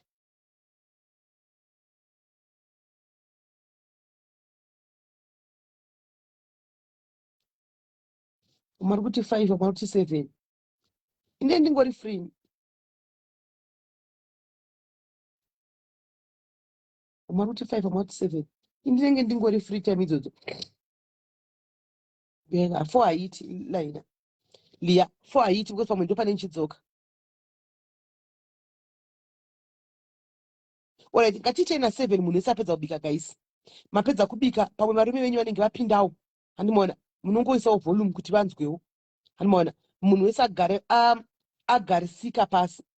Handitika munhu wese agarisika pasi, tagara pano tave pasi tese. Handitika then ndotanga nayo. Handiti. So this is what I'm going to do guys. Kune vanezva kuti varume vavo kana kuti vanotaurika navo. Handitika kana kuti vakadzi vanotaurika navo.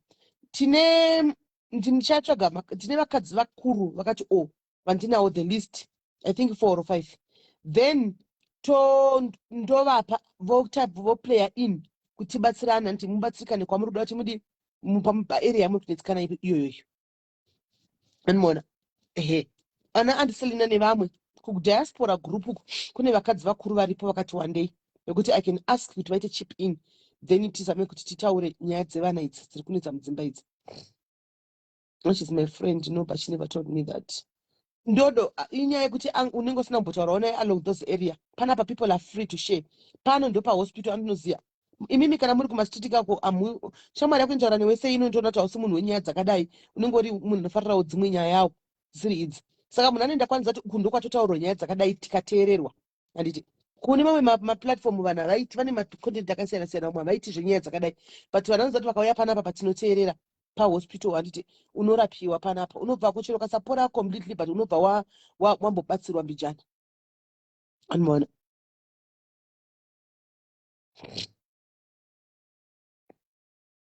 Right, tinotanga na 7 guys. Vanoda kuzongoenda kwatitetiludha vanozongoenda hamurambidzwe. Unoda kuzongoenda kwatitetiludha munozongoenda hamurambidzwe. Tinongosara nevatinenge tasara navo ivavo. Handimona. Ndataura nekesa kuti Cape Town vakatobvako kudhara. Vakatobvako kudhara Cape Town. Vakatobvako kudhara. Handimona. So guys, chiregai ndigeze ndibude tipinde tosangana pachirongwa zuva ranhasi kuma7. Handimona. 7 o'clock kuma7 tosangana pano ini unoenda dzoka muno mundadla didi. Handimona. Tosangana kuma7 vanhu vese agarisika ave mudzimba. Right.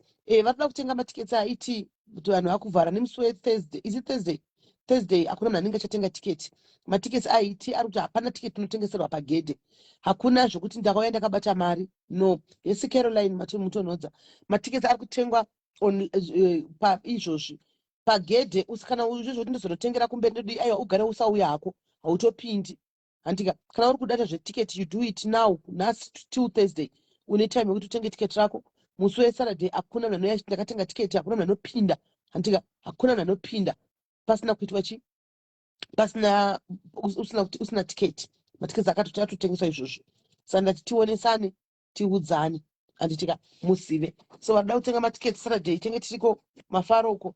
Please, this is the time. Handitika. So guys, I'll talk to you in a 7. Handitika. God bless you.